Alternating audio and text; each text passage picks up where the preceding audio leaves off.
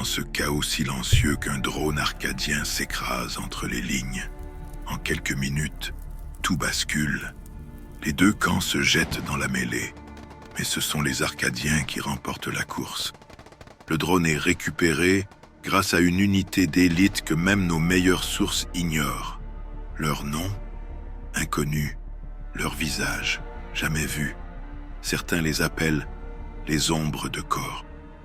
Le jour veille, la nuit frappe vite, fort, et disparaissent aussitôt, laissant derrière eux le fracas d'un cauchemar. Des démons, sortis tout droit de l'obscurité. Mais la domination n'a pas été totale. Certaines unités d'élite des UC, comme les ATMBT, ont tenu bon. Leurs positions solides ont empêché les Arcadiens de progresser davantage. Grâce à eux, la ligne n'a pas cédé totalement. Et malgré la récupération du drone, une chose est sûre, on ne saura jamais ce qu'il contenait vraiment. Mais vu l'acharnement des Arcadiens, c'était sans doute quelque chose de capital. Le QG des United Countries est en alerte, mais le repli de leurs troupes et les pertes subies la veille ont réduit leur morale à néant. La consigne est claire, limiter les déplacements pour éviter les pertes inutiles avant l'aube. Et puis, alors que l'aube approche, un nouveau coup dur attend les UC. Le commandant Chacal, stratège impitoyable, sait que le silence de cette nuit offre une occasion en or.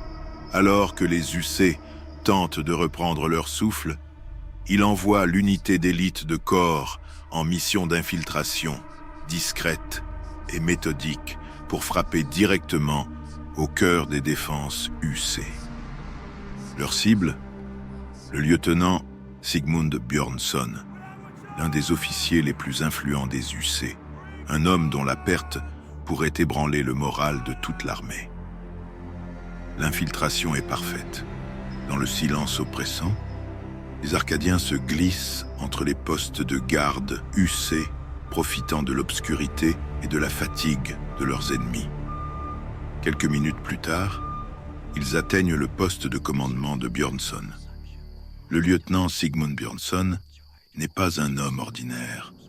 C'est un dur, un roc, un homme d'honneur sur lequel n'importe quelle organisation rêverait de s'appuyer. Fidèle, droit et déterminé, il ne lâche rien, jamais. Mais cette nuit-là, même lui ne peut rien face à la fulgurance de l'assaut. L'attaque est brutale, rapide, chirurgicale. Capturé avant que ses hommes ne puissent réagir, il est emmené en captivité derrière les lignes arcadiennes. Là commence un interrogatoire aussi intense qu'impitoyable. Les questions pleuvent, les promesses se font douces, puis cruelles. Mais Björnsson ne parle pas. Il encaisse. Espérant une libération, il reçoit une balle dans le dos. Exécuté par traîtrise, la nouvelle de l'exécution de Björnsson se répand au petit matin comme une onde de choc. Pour les troupes UC, c'est le coup de grâce. Leur roc, leur lieutenant, est tombé. Le moral s'effondre, remplacé par un mélange de rage sourde et de désespoir. Exécuté en direct. C'est ce que tout le monde croit. Mais la vérité est tout autre. Sigmund Björnsson, blessé grièvement, n'a pas été achevé. Allongé dans la poussière, le corps criblé de sang, il fait ce que peu auraient eu le courage ou la lucidité de faire. Il simule sa mort. Immobilisé, le souffle court, il attend. Et pendant que les Arcadiens célèbrent leur triomphe, insouciant, un revenant se prépare à ressurgir, plus dangereux que jamais. Le matin se lève, pâle et lourd, comme si même le ciel hésitait à éclairer le champ de ruines laissé par la nuit. Dans les couloirs du quartier général UC, le silence est tendu. La nouvelle de la perte de Björnsson a laissé une marque, une brûlure dans le cœur de chaque homme. Mais cette plaie ne se refermera pas par le deuil. Elle appelle le feu, la vengeance, Le général Archibald, le regard dur et la mâchoire serrée, ne veut plus attendre. Il ordonne une contre-offensive massive. Pas un simple raid. Une frappe totale, implacable, pour reprendre les secteurs perdus et écraser l'ennemi là où il pense être en sécurité. Mais avant que les blindés ne rugissent, il envoie les ombres, l'escouade Griffe, unité spéciale d'infiltration, aussi discrète qu'impitoyable. Leur nom seul suffit à faire taire une pièce. Leur mission, ouvrir la voie. Nettoyer, localiser, sécuriser des points névralgiques pour l'assaut à venir. À l'aube, ils s'enfoncent dans les terres perdues, à pied, sans appui, avec pour seul guide de la fumée noire, des positions arcadiennes. Leur progression est lente, oppressante. Les forêts sont truffées de capteurs et de pièges. Le No Man's Land est devenu un terrain miné, un sanctuaire de mort. Ils progressent à travers les ombres, contournant les patrouilles arcadiennes, éliminant silencieusement les éclaireurs ennemis. À chaque pas, la tension est palpable. Un faux mouvement, et tout l'enfer se déchaînera. Vers midi, ils atteignent un ancien relais UC, tombé aux mains ennemies. Ils l'observent depuis les hauteurs, dissimulé sous des filets de camouflage. Des convois arcadiens y font halte, croyant le secteur sûr. Erreur.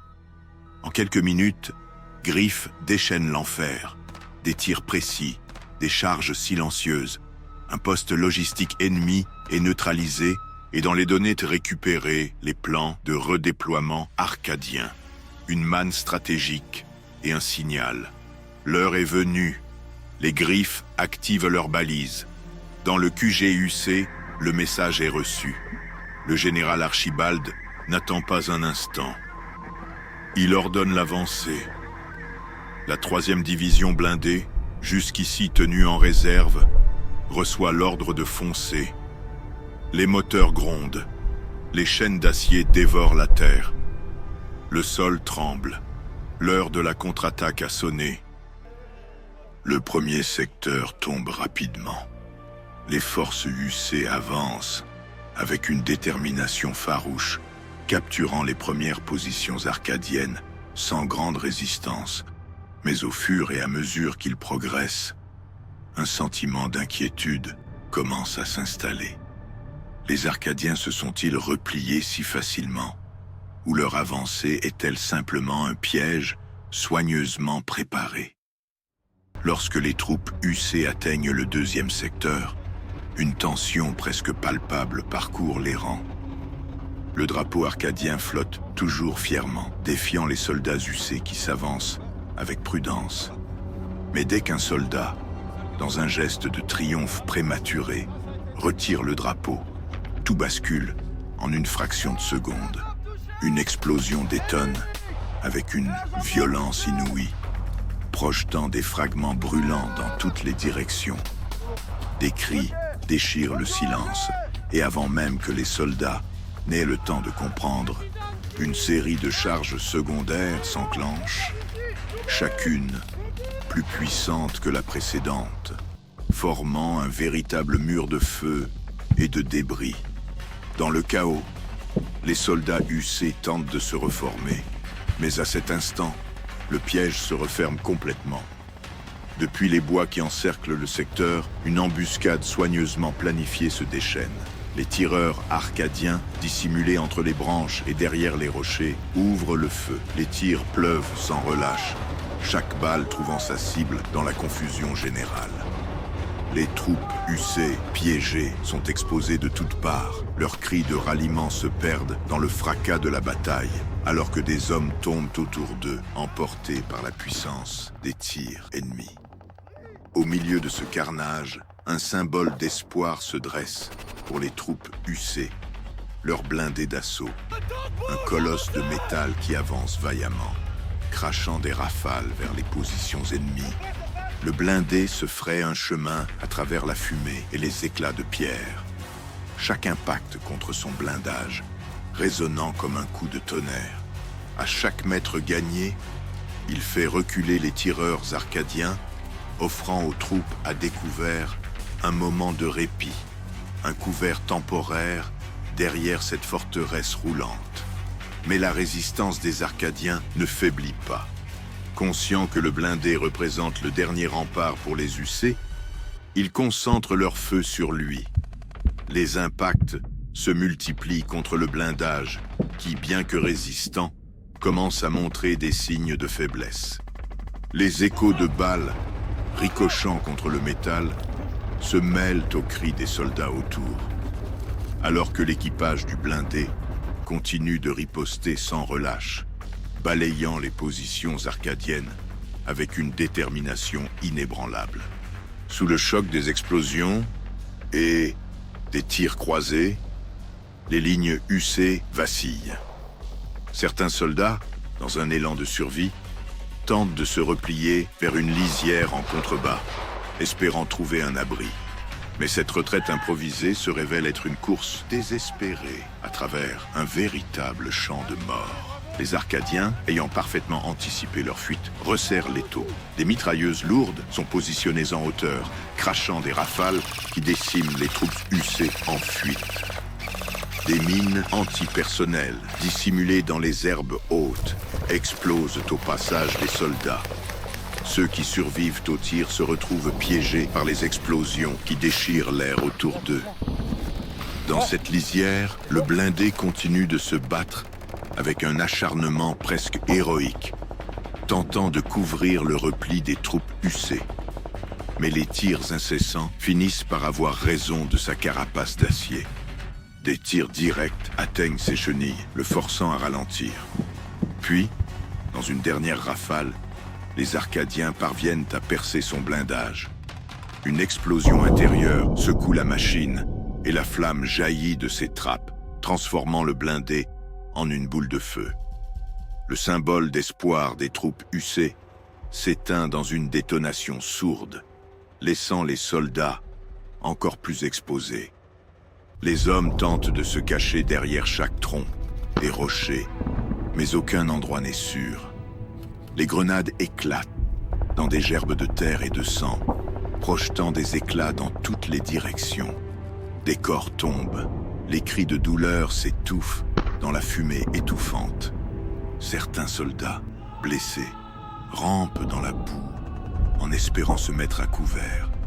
Mais les tirs précis des Arcadiens les frappent impitoyablement.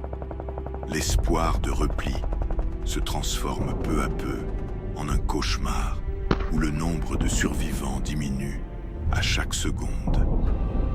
À mesure que l'embuscade se poursuit, la panique gagne les rangs UC. Les appels radio se chevauchent, chacun cherchant à comprendre où se trouve son unité, où se diriger. Mais le chaos est total.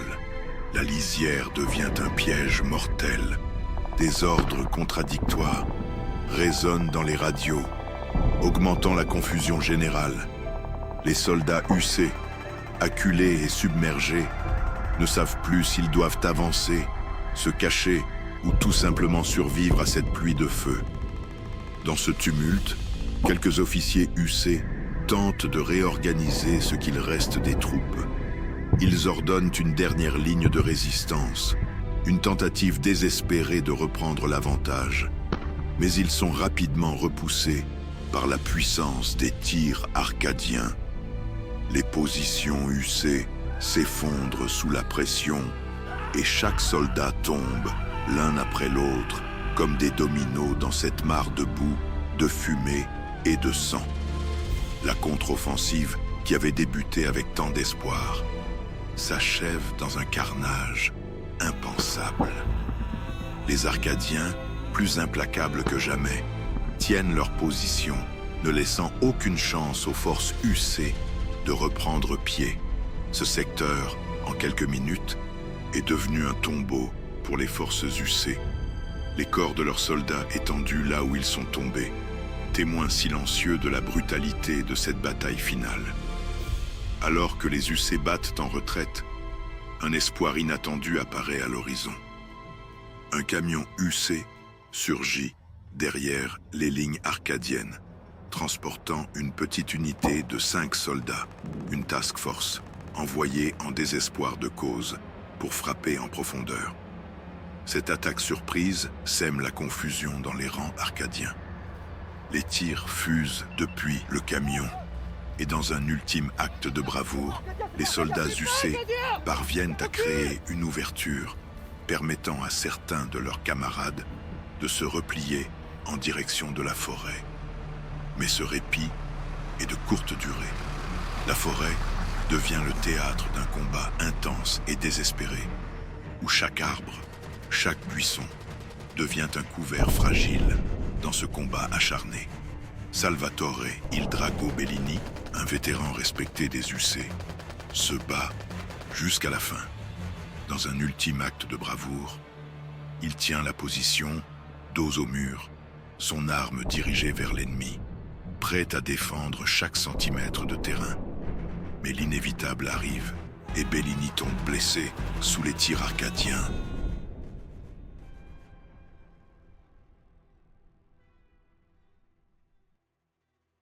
Après quelques heures, les derniers survivants UC battent en retraite. Mais ce n'est pas une fuite ordinaire. Derrière eux, les Arcadiens avancent comme un rouleau compresseur, une vague implacable de soldats et de feu qui dévorent chaque parcelle de terre, ne laissant aucune échappatoire. Les tirs arcadiens se font de plus en plus précis, ciblant les retardataires, ne laissant aucune chance à ceux qui ne courent pas assez vite. Cette horde implacable avance, détruisant toute trace de résistance, avec une brutalité mécanique et froide. Mais au sommet d'une colline, une dernière lueur de résistance s'élève. Ils sont là, silencieux, l'ATMBT, une unité d'élite, des vétérans, des frères d'armes, des légendes, et ils voient depuis leur position en hauteur, l'enfer se déchaîner. Ils voient leurs frères d'armes se faire faucher comme du blé, achevés à bout portant, traînés dans la poussière, humiliés, écrasés comme des bêtes. Ils entendent les cris, les appels à l'aide étouffés sous le bruit des explosions. Ils voient les Arcadiens avancer, méthodiques, implacables, comme une marée noire couverte d'acier. Alors ils comprennent, quelqu'un doit les arrêter. Quelqu'un doit barrer la route à cette horde, ici et maintenant, pour que les autres aient une chance de fuir. Pour que le rêve des United Countries ne soit pas totalement réduit en cendres. Ils savent qu'ils vont mourir. Mais ils savent aussi pourquoi. Ils se regardent une dernière fois. Le reflet des flammes danse dans leurs pupilles. Et dans ce silence, naît une tempête. Ils se lèvent. Ils prennent position. Ils se dressent. Quelques poignées d'hommes contre un titan de métal et de chair. Un mur vivant face à une armée entière. Les premiers tirs partent forts, nets, précis. Les balles fauchent les premiers soldats arcadiens, surpris par la violence de cette contre-attaque soudaine. Mais rapidement, la riposte s'organise. Les blindés se tournent. Les unités de choc répliquent. Le ciel s'embrase. Un déluge de feu s'abat sur la colline. Le sol tremble. Les rochers explosent. Les arbres s'enflamment. Chaque recoin devient un enfer de fer et de feu. Mais ils tiennent. Et puis, l'inévitable commence. Arkham, le sniper, se poste dans les hauteurs, dans une faille rocheuse calcinée. Chaque tir est chirurgical. Une tête, un cœur, un coup. Il fauche les officiers ennemis avec une précision inhumaine. Il ne rate jamais. Mais les drones finissent par le repérer. Une salve s'abat. Son dernier souffle est silencieux, digne. Son fusil, intact. Quarterback, le casseur de chars, grimpe sur un promontoire et verrouille ses cibles. 2 blindés en feu, un 3e recule. Il rit dans son micro. Touchdown. Puis le ciel s'ouvre au-dessus de lui. Une frappe d'artillerie. Il disparaît dans l'éclair. Rock, le contre-sniper, couvre Arkham. Il anticipe, contre, décale, élimine les tireurs ennemis les uns après les autres. Mais l'un d'eux, qu'il n'avait pas vu, le touche à l'abdomen. Il se traîne jusqu'à une pierre, fixe l'horizon et tire encore, jusqu'à ce qu'il n'y ait plus de balles et plus de souffle. Little, l'assaut léger au béret distinctif, ex-mercenaire devenu frère d'armes, fonce dans les tranchées improvisées. Elle enchaîne les grenades et les tirs courts, criant à pleine voix « On les fait reculer, bougez pas, bordel !» Mais une grenade arcadienne la surprend. Elle la renvoie. Trop tard, un flash, une secousse, et plus rien. Viking, soutien lourd, rugit à chaque salve. Il couvre tout le flanc est, tenant seul une mitrailleuse lourde. Il tire, il hurle, il saigne. Quand ses munitions s'épuisent, il sort son couteau et se jette sur ceux qui montent dans la colline.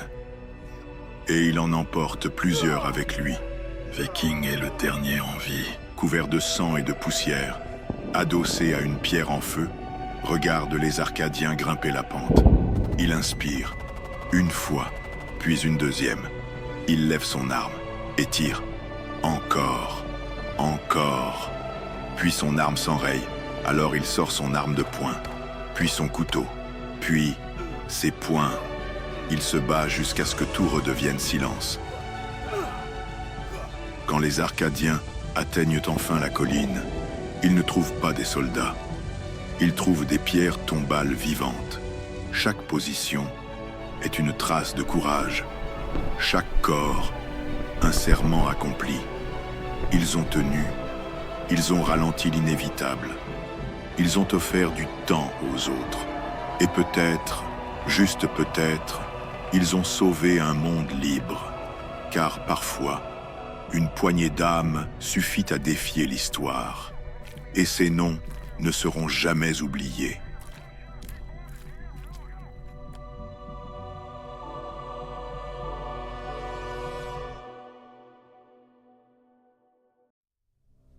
Les Arcadiens, en approchant des restes de l'ATMBT, comprennent.